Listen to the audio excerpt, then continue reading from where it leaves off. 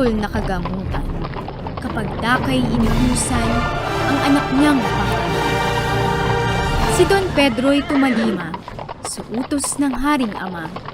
Iginayak kapag daka kabayong sasakyan niya.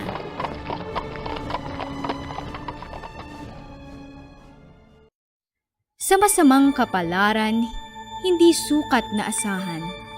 Nang sumapit sa ibabaw, kabayo niya'y namatay. Sa masamang kapalaran, ang prinsipey nakatagal. Narating ding mahinusay ang tabor na kabundukan. May namasdang punong kahoy, mga sangay mayamumong. Sa nagtubong narorooy, pukod tangi yaong dahon.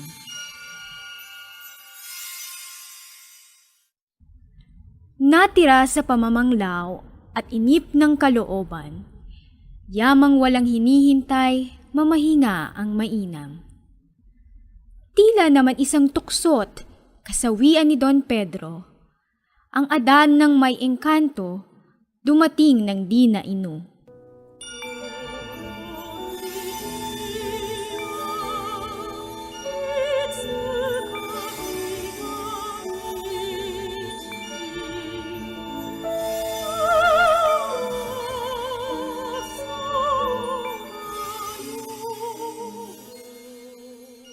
Ugali nitong Adarna, matapos ang kanyang kanta, ang siya'y magbawas muna bago matulog sa sanga.